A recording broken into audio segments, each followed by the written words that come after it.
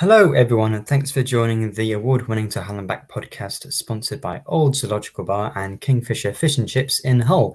I'm your host, Nathaniel Whitto, and tonight I'm joined by Joe, Will, and I believe Ant will be joining us later on as well. Reason we're doing a midweek episode is because I think we were. I'm just getting distracted by a lovely new background as well, as Will pointed out before we started this. It's moving. This is really great for a podcast episode. But as I said on Humberside the other day to James Fletcher, we didn't really do an episode the other day because we were a bit depressed.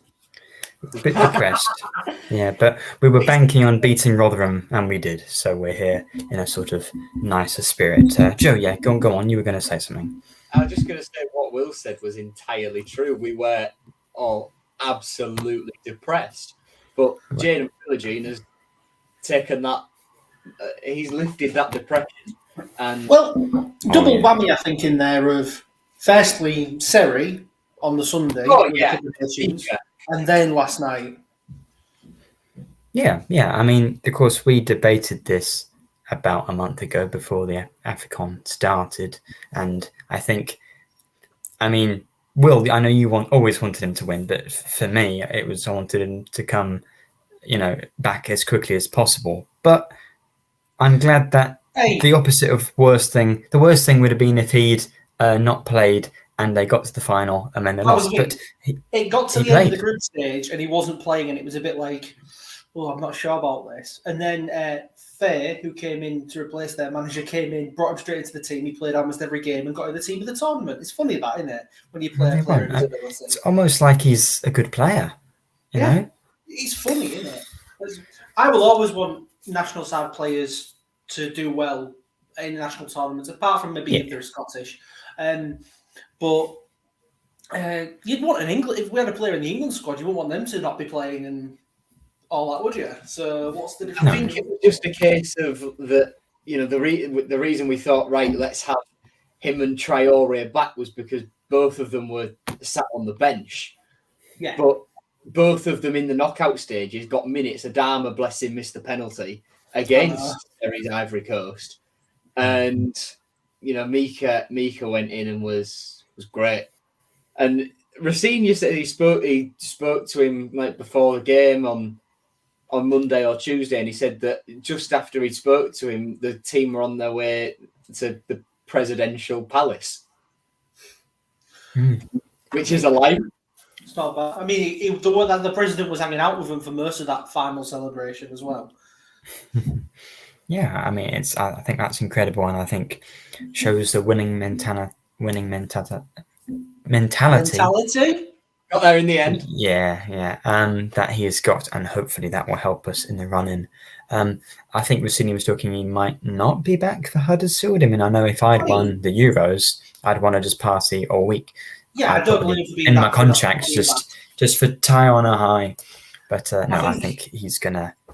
I think if he is back, he won't be playing. He might be part of the matchday squad, but I don't think you'll see him on the pitch. I think Southampton's the one you want to be looking at for that one. Yeah, maybe if we're desperate. But hopefully he can lead us on to winning the playoff final as well, which would be lovely. So, I guess we should talk about the Swansea match. I don't really know whether any of us want to, but I think we say and then we leave it. I think it wasn't great. It really wasn't great. It was probably the worst we've played at home under a senior this season in the league. Maybe the worst we've ever played under a senior at home in the league. It's hard to say, but they just didn't turn up, and Swansea just had their game plan set perfectly for us. The press was just too much for City to deal with, and City never looked like. I think we could have played for another hour, 2 hours, 3 hours, and we probably wouldn't have scored. Mm-hmm. Yeah, certainly. I think Ant's just popped up here. I heard him on Gabe Sutton's EFL chat. He said that tactically Swansea did, a job on us. Because sometimes when we go long, it's like an extra sort of tool in our repertoire. Whereas we were forced to go long against Swansea. I think that was the problem. We weren't getting through them enough. But good evening, Ant. How are you? Yeah, I'm all right. Yeah, just spending a lot of time talking about City. So what could be better? Yeah, well, we were just talking about the Swansea match. that I do want to talk about the Swansea match because I think I've actually found some really interesting tactical analysis, and I'd like to share my really in-depth notes on this. I've got written here for the Swansea match, bad. I mean, Garbage. And certainly not good. Now we move on. Can I just say as well, on the long ball stuff, why when we were forced to play long ball football, he chose to bring Billy Sharp on rather than Ohio and Connolly is something I don't quite understand. I get the feeling Connolly's not fully fit, hence why he didn't appear against Swansea or against Rotherham. I'm starting to get that feeling a little bit as well. See, but I have issues with that because if a player's not fit, then why is he on the bench? Put a player that's fit on. Came on against Swansea, didn't he? Sellers Fleming. A little bit of a risk on there. Yeah. I don't think he wants to risk Sellers Fleming, does he? Clearly, just yet. Yeah, I think because of course, Ohio got the winning goal against Rotherham. In retrospect, it seems like a bit of an odd decision to bring Sharp and Connolly on before Ohio, who's the only player out of those three to have scored in the last two games. But I guess Rossini can't see into the future. Sharp's been unlucky to not score. I think in the chances he had in the last couple of games, he probably should have. The chance he had against Rotherham, it's like with two fans won against Swansea. He puts that header either side of the keeper. Anywhere, yeah. But it just so happened that both of them, in those close range opportunities, just managed to head it straight at the keeper. Two fans shouldn't have headed it. He should have brought it down and shot. He had loads of time. He didn't know how much time he had. I think he obviously thought there was a defender on him, and that's why he went for the header. Yeah. I feel like maybe he thought he was offside as well, because I thought initially he could have been offside. But I think that was a big chance that we didn't take. But Swansea match, it wasn't like Millwall where we had a good period and then dropped off. We started slow. They got the goal. And then from there, just didn't really create anything of note except maybe that two-fan chance. But so I'm going to rely on you three to sort of talk through what the actual performance was like against Rotherham. I was too busy watching the 10th anniversary showing of Interstellar. So the only experience I had of the result was seeing the result at the very end. I've seen the highlights, but plastic fan shows Interstellar overall City. City. To all our viewers, us at the To Hull and Back podcast do not condone the actions of Nathaniel Lingham. But it's it's Christopher Nolan. It's a good film, and I in my defence, even though it is pretty much inexcusable, I'd arranged to go to this a while ago, and I'd forgotten that the whole match was last night. Well, it would have been last night. You might be listening on a different day, but today is Wednesday, and we played on Tuesday, I think. Yes, that's how the days of the week are. Look, I'm not wrong, am I? It's just not very interesting. I just want to ask, who was who's Stella, and since when did Stella play for Inter? Humour. Very good. That's oh my god! Yeah, shocking, really. But so and you have to get one let's move on to the football again. Get back on track. And you were pretty negative at half time. Why? Because I haven't seen it.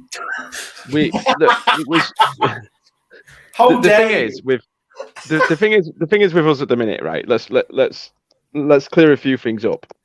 We've won 3 out of 4, so on paper it's crazy. But if you think back, entirely it's 6 wins from 15, I think it is. And we haven't really played really well since November-ish. I just think that we seem to have regressed and slowed down the style of play for some reason. I don't know if he's because of the goals we were conceding, he's tried to be a bit more cautious. But it's like I just said to Gabe, it's weird because the blueprint of the system is correct, and I fully 100% think Rossini is the correct manager. I don't think that we should even contemplate ever getting rid of Rossini. Let's get that out of the way first. But the only thing that I think needs to happen is that the style of play at the minute is just too slow. And how many times on an episode of this have we come on here and said we started too slow, we play too slow, the passing is too slow, movement off the ball is too slow. We are too slow. I think with the players we've got, the attacking talent we've got, We have to speed it up. That's the only tweak I'd make to the system. Yeah, play out from the back, fine. I'm not bothered. It just needs to be faster. Up the intensity, up the tempo. Movement off the ball needs to be better, because at the minute we're just allowing teams. We've been figured out, right? It's pretty simple now. Teams know if they press to a point where they're just over the halfway line and then cut the passing lanes, we've got nothing, because we can't go long. Because, well, we couldn't against Rotherham because we've got a 38-year-old Billy Sharp up there who's not going to run in behind. So our only option is to try and play out, and we can't do that because they're man-marked. They've doubled up on Philogene. We can't get the ball out of our own half because they've cut the passing lanes. And then we struggle. We struggle to create things. We get put under pressure. We make sloppy passes, mistakes. Fans get annoyed. And it's just sort of this little carousel we found ourselves in where we're the victims of our own problems at the minute. And I just feel like we need to try and force the issue more. We've got some phenomenal attacking players. Use them. Take more risks. Take killer balls. Take the shackles off and just say, go out there and play with a bit more freedom and expressionism, because at the minute we're just we're playing the way teams want us to. I mean, for the best part of 30 minutes against Rotherham, this is a side that's won 3 games all season, 1 in 18, and they were winning everything. Second battles, individual battles, they wanted it more. The desire was more. Our players were far behind it, and it was worrying. So, firstly, first half criticism. Justified. Second half, much improved. Positive changes, tweak the system, up to the intensity. That's exactly what we wanted to see. And he did it. So kudos to him. But we just need to find a way to start like that and keep it consistent over 90 minutes game by game, because at the minute, consistency is the biggest problem. We just seem to have moments in games, phases in games where we're the better side. And if we take a chance, we then can win a game. But as we've seen this season, taking chances in that product, that final ball, has been our biggest problem. So for me, it's just be a bit more creative, up the intensity. I think that's the only thing we need to change, and we're there. But I think Seri's a big miss, so we'll see. Probably our first full strength side in God knows how long when Seri comes back on weekend. I imagine he goes straight in. Minus I think he'll start against Huddersfield. I think he'll be waiting for Southampton. Yeah, obviously minus Delap, but I said to Gabe, I think Delap's been our biggest miss. I honestly think. I agree. I think Delap will look back and think Liam Delap will be a bigger miss than Philogene. Well, I think it's tight between him and Seri, but I certainly think he's a bigger miss than Philogene, just because he's just got that presence about him, and he does, because of his physicality and because of his pace as well. I just think he scares defenders because he's a focal point. What Delap offers us, which is none of the other strikers. I mean, a higher might. We know we're not seeing him start yet, but none of the other strikers can do what he does in terms of the fact that like we say, if a side presses us high and cuts the passing lanes, we try to go long. Delap was good at holding it up, and then he dropped deeper, but he would carry the ball. He would literally carry the ball himself, run at the back 4, and create space for the likes of Philogene and that to do damage. Without Delap, we don't really have any other strikers that do that. Connolly wants to be in behind. Sharp wants the ball at his feet, and we struggle to do that at the minute, like we say, because teams are cutting that route. And Ohio looks like he's similar to Sharp in the sense of he always wants to be on the shoulder of the defender. So with Delap, he was a more all-round striker. So he gives us that physicality, like you say. He was stronger, held the ball up well, but he also ran the channels, stretched defenses, created space for the other players. And you're thinking, if we'd have had Delap with the Zaroris and the Cavaliers and the Philogenes and the space that he would create them players, we'd be absolutely phenomenal. So it's such a shame that we haven't got Delap. But I do think that obviously it's tough at the minute because it's a little bit frustrating because you feel like we could probably be in a better position than we are, which is mad considering we're level on points with the top 6. But when these new players get a real connection going with the rest of the team and an understanding of the system, I think we'll be on fire. But we've just got to kind of find a way to up those performance levels at the minute for me. I just think that something's not quite there, but we're still grinding out results, which is the most important thing. Yeah. Perhaps we're just relying on a bit of individual brilliance. I mean, that's how we got the win against Rotherham with Philogene, and he scored the goal against Millwall.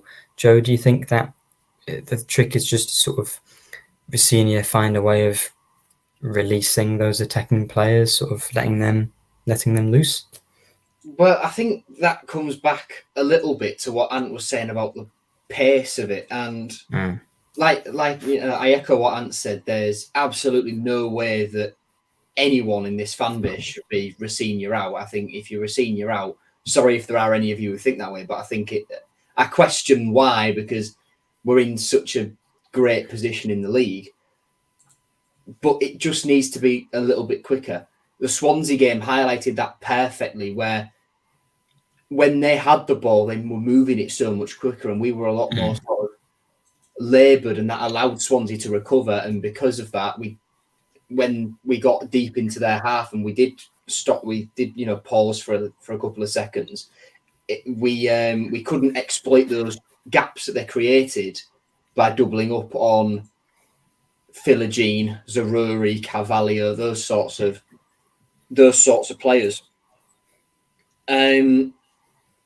I think the individual brilliance side of things, it's great when you've got it, and I think we're still yet to see the best of what Carvalho's got to offer. Zaruri, I thought first half Zaruri was effective. He had a lot of the ball, but then the second half I thought he was terrible, to be honest with you. I think that free kick, what was it like in the stands when he put that free kick into the side netting when he had Morton and Slater free on the edge, from the tightest angle? I just no idea why he chose to do that. No idea. I mean, it's similar to the short corners. 4 or 5 short corners we did in that game. I can't understand it. I would argue it wasn't even the most ridiculous decision anyone made on the pitch, but the one that ended up with a goal. Yeah. Did you know what? It was funny. I was just talking to Gabe about that. I mean, if Philogene, if that Rabona had just gone over the goal and off the pitch, imagine how mad everybody would have been. I mean, he literally, he's given the ball in the box. All he has to do is instantly square the ball, and it's 1-1. And he decides to nutmeg the defender. All right, fair play, cross it now. Cruyff turns the defender. All right, cross it now. He's still done. And then he decides to Rabona it, and you're thinking, what's he doing? And then he flies into the top corner. It was crazy. But that's what Philogene does. He goes for the elaborate, the flair. He's full of confidence, and he's an arrogant player, but it works. Is what he is. Yeah. He fully backs himself all the time, and it's frightening because when you mix that kind of technical ability with that confidence and that arrogance, it creates a monster, and that's what we've got. He's amazing, isn't he? It's good that he's not come back from injury, and taken a few games to get going, because we really needed him back fully fit. And, he's got 2 goals in 3 games now. No one really played well against Swansea, but Rotherham and Millwall, he's played really well. He really hates Rotherham, doesn't he? He really hates Rotherham. Proper hater behaviour from. What's scored nothing but bangers against him. Absolutely. Yeah. Puskas Award winner 2024. It's gotta be. It's no goal, isn't it? No. We've given it to Philogene. I've gone on the whole City, scorer charts on my phone, on my notes, and I've given him the goal. I know the EFL have as well, but I mean, even if, it wasn't accredited to him, we all know that he's the reason why that goal happened, and that's essentially the same thing. He'll take the confidence from that, and just because it's not just the technical skill, but it's just the arrogance he plays with. That's just incredible to try that. It's amazing. It's probably best technical player we've had, bar a few, certainly in the Championship, I'd say. I know JJ Okocha was good, but he was at the end of his career. Better technically. I'd still say JJ is still the peak in terms of technical players. But Philogene's we had him good at the end of his career, and we've got Philogene right at the start of his. Yeah. How much is he worth now? Because the buyback clause for Villas... 75 billion. Okay, so I don't think that's true. And how much is Jaden Philogene worth in money? I think if you look at the current rate for young, exciting wingers that are being touted to go to the Premier League, Plymouth want at least 30 million, I think they said, for Whittaker. 30? No way. How much did Wharton go to Blackburn to the Prem for? 22 million, but he's a midfielder. I don't know if that changes transfer values. I'm trying to think young English sort of Yeah, Philogene. Yeah, obviously there's English tax on him, so obviously he's going to be worth more in that sense.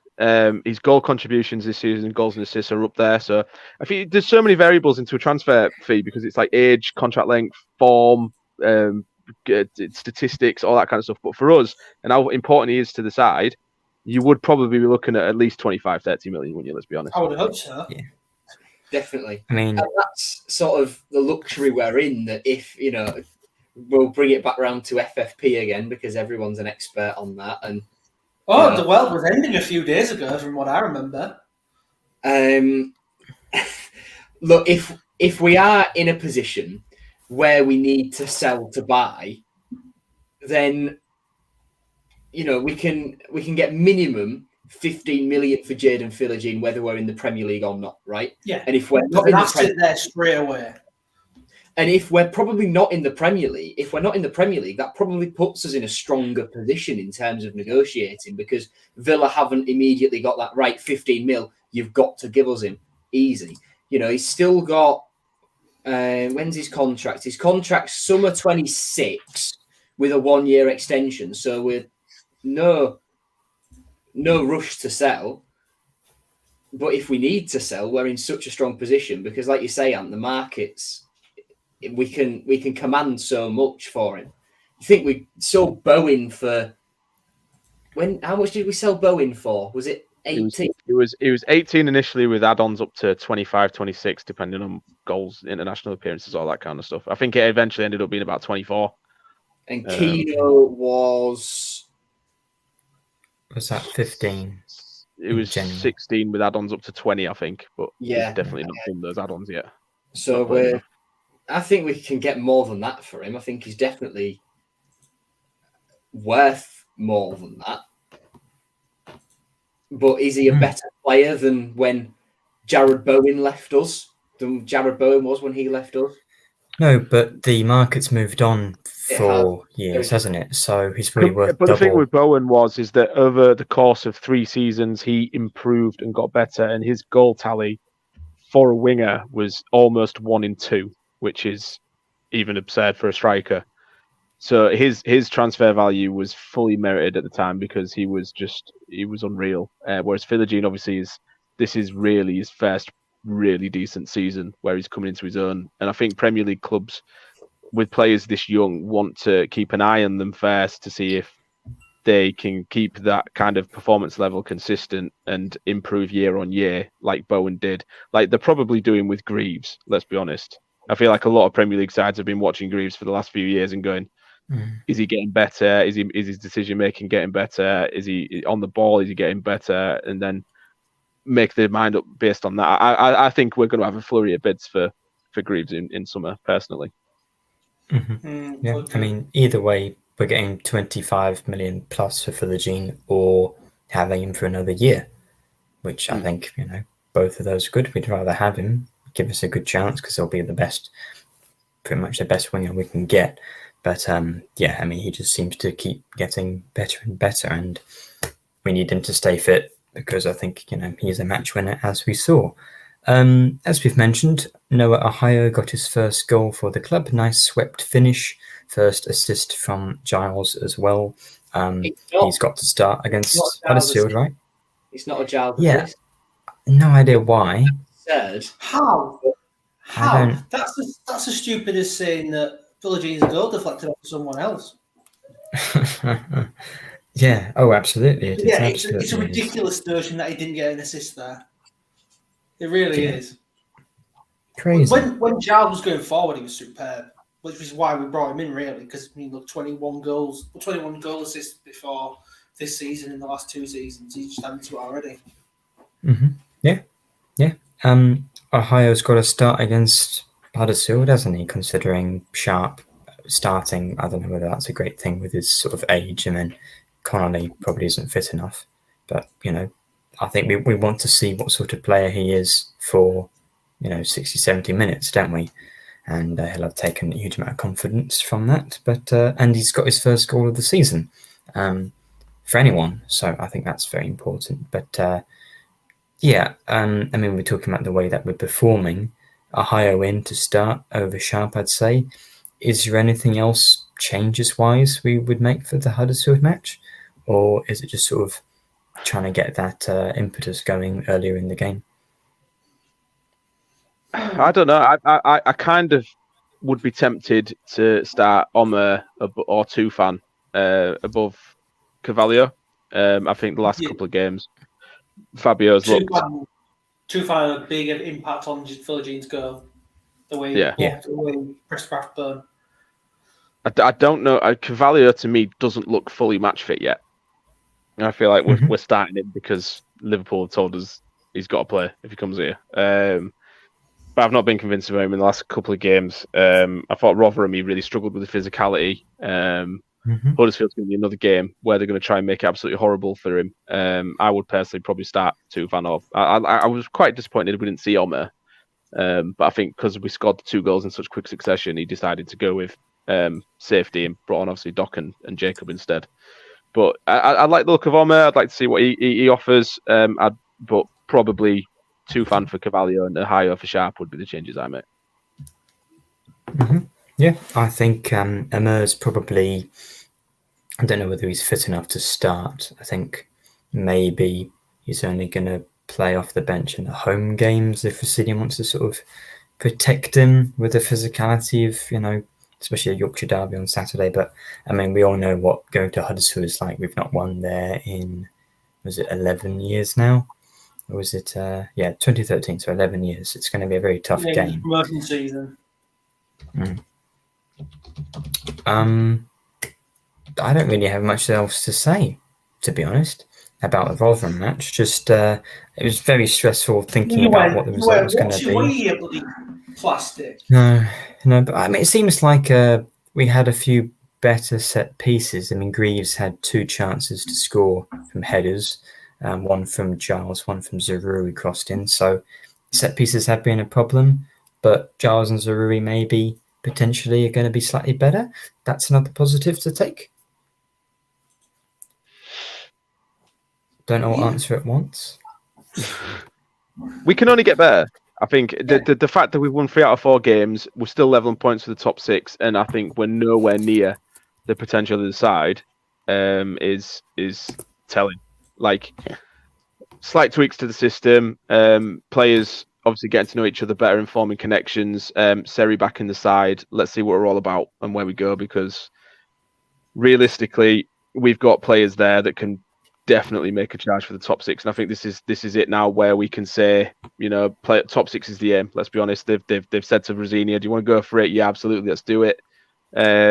So let's try and enjoy it. I know it hurts when we start games like we did against Rotherham. It's so painful, but like we say, I think results at this point of the season is probably more important than performances. But you just can't help but worry sometimes when it's so consistently over a run of games where there's something missing and we don't quite address it. But we'll get there. We will get there. One other thing to mention, just talking about the way we started the game with the Rotherham goal, seeing some fans say Allsop should have done better for the goal, but he's already committed and it deflected out of the way.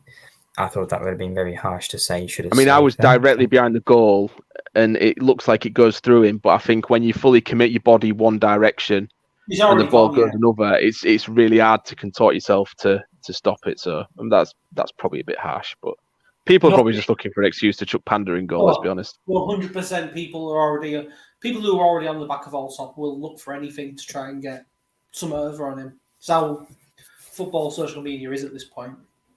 I want to see Panda, but that goal wasn't Allsop's fault. No way it was Allsop's fault. Made a good save just after that from one of the headers at the near post as well. He did. I mean, you could argue City really could have won quite comfortably because Johansson as you'd expect from probably the best keeper in the league, arguably, had a great game and made some good saves. City really should have scored some of them. Yeah, I'd agree with that. So, as we've mentioned, Huddersfield, they're currently winning against Sunderland. Don't know what the result's going to end with, but they've definitely picked up. They were beating Southampton 2-0 and 3-1 last week. And then 4-0 against Sheffield Wednesday.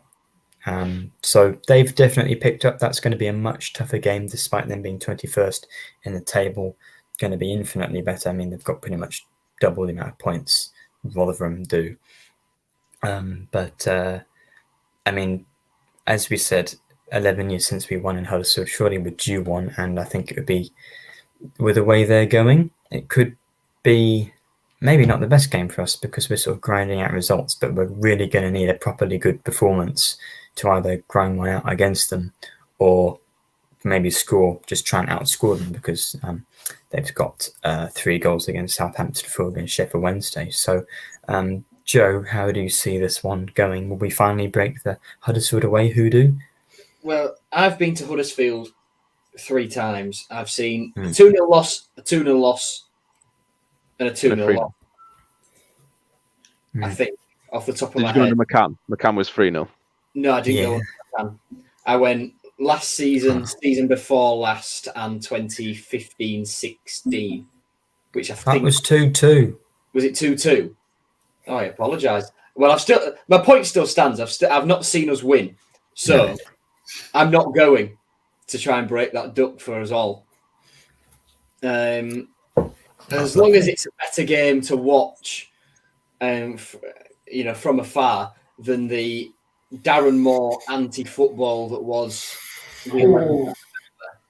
That was bad. Yeah, they're probably a little bit more sort of. They have a lot more confidence on. I would argue they're a better side now than they were then. They must be. I mean, you're not going to score 4 goals against anyone just lumping the ball up the pitch like they did. But will easy 3-0 win? I mean, I'd like that, but the performances haven't been good enough to do that, surely. So I'm quite scared about the match myself. Of course, we're going to win 3-0. I am, and as well, us two are old enough to remember when we beat Huddersfield at their place. I'm old enough to remember when we beat Huddersfield. You're 4. What are you about?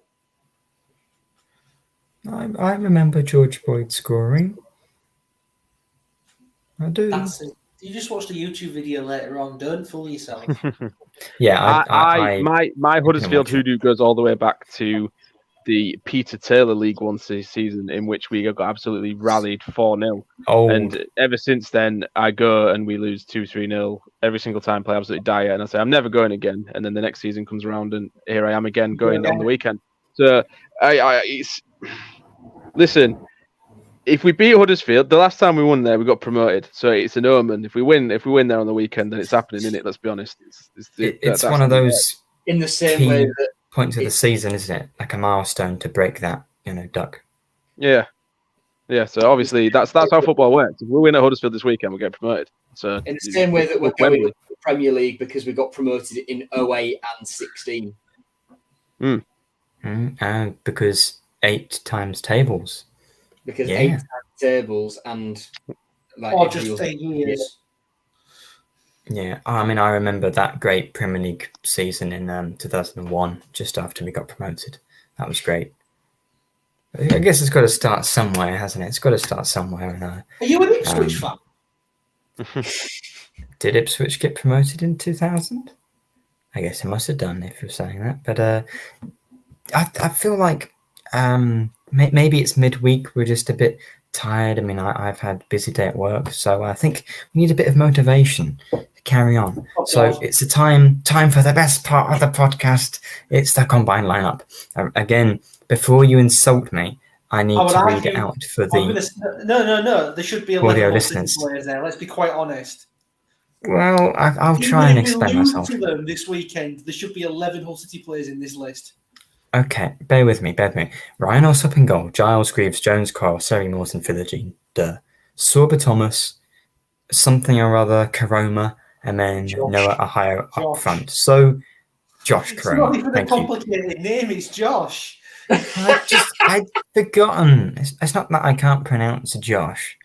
I can now, anyway. I never used to. I would argue Greaves, to be as good as Greaves has been, Jones has been better, but their top scorer is Hellick, who's a centre back, and he scored 8 goals, and you've not got him in the team. True, but defensively, he scored as many as Aaron Connolly this season. He's a centre back. I mean, they're suspect. That's kind of not what he's in the team for, though, is it? He scored 8 goals. I don't care what he's in the team for. He scored 8. He's their top scorer, and he's a centre back. How many goals has he conceded as a centre back? He's got 8 and 30. He's got the same rate as our strikers. Full disclosure, I forgot. So I can add in Helic for Greaves there. That's fine. Helic's injured. There's Tigers on top, coming with the vindication. Saves Nathaniel. Saved by the bell. Yes. But Torba Thomas deserves to be in there. He's got a goal and assist against Southampton and Sheffield Wednesday the match before. I would go for Thomas in summer. I think he's a decent player. I think Karoma, again, he scored a brace against Sheffield Wednesday, including a very embarrassing one for Huddersfield. Well, an embarrassing goal scored by Huddersfield against Sheffield Wednesday in the last minute, where Sheffield Wednesday's defence just completely fell apart. But, 9 whole players in there, it's not so bad. And they're in better form. They may well still lose about 10-1 today. Probably not, but anything is possible in the second half. But yeah, I'm personally a little spooked, but I'm hoping for another one of those sort of really important, rugged performances that we showed against Sunderland, and hopefully we've just got the quality in Philogene, Seri, Carvalho, these sort of players. Maybe Ohio's going to go on a goal-scoring run, so get the 3 points. But Will, you're going easy 3-0 win? Always. You know the score by now. I predict 3-0 every damn week.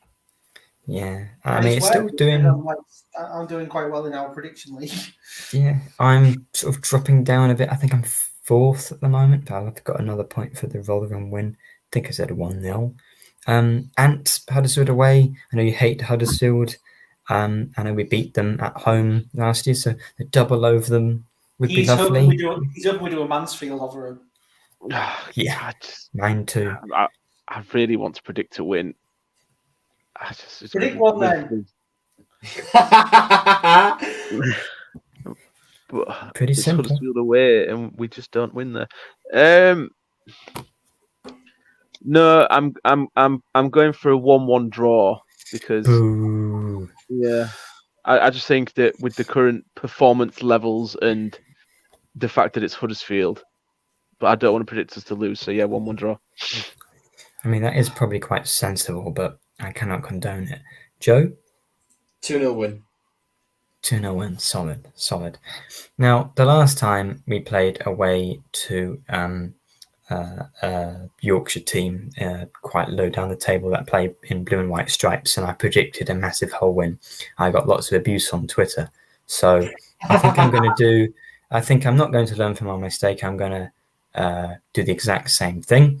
I don't know how many Huddersfield fans are going to do this, but get this clipped up, put it on Twitter, so I get all the abuse. I'm going to go 6-0. Yeah. I don't care anymore. 6-0 to Hull. Oh, we're definitely not. I would love that. Clip it now. We're not winning now. Get it clipped up. But yeah, I think if we don't have anything else to mention, I don't think we talked about Philogene's goal enough, to be quite honest. Oh yeah, okay. So really? Immediately, you've got to mention it was almost a great goal from Ryan Giles. Great volley, hit the bar, and then good pressing from Tufan. Awful decision from Rathbone not to just lump it up the pitch. What was crazy? Because not only did he get that poor clearance, Philogene then made it his career. Yeah, like 3 times in 5 seconds. Immediately, the decision to not cross it to Ohio a bit surprising, but then nutmegs in. The nutmeg is incredible. I went with Jimmy. Jimmy was stood right next to me, and he was actually raging because Philogene didn't cross the ball. Yeah. So we stood there. He was like, just get. As City normally do, we just don't cross the ball, do we? We frustratingly do not put the ball in the box, and it was just one of those moments where you're thinking, "What are you doing? You're literally on the edge of the 6-yard box. Put it in the middle so someone can tap it in." And he was just dilly-dallying about, and then because my view from right behind the goal literally the ball just comes across, and it looked like it was going wide, but it kind of like hit the inside of the post and it went in. Yeah. And it was like Jimmy was like, "What are you doing across the ball?" Yeah. I'll say this right now. If you're expecting one person in that team to not cross, it's Jaden Philogene, because that man. I'm pretty certain it's a shot because the man refuses to cross. Do we think he actually meant it, or if it was a cross? Because he refuses to cross it, and he's the most arrogant footballer possible. Of course, but I said to Gabe, I think he's meant it because if he was going to cross it, he would have done it before all of the. We know what he's like. To take on the defender and just put it in the box, won't he? We know that he can be very. I'll do it all myself. But a lot of the time, he'll often not pass it to try and do everything himself. And I mean, a lot of other fans of other teams won't know that, really. It's like as soon as he did it, I was like, I can't believe he's got the balls to even think of doing that. Imagine if it just like Rabona went over though or something. Assist, does he?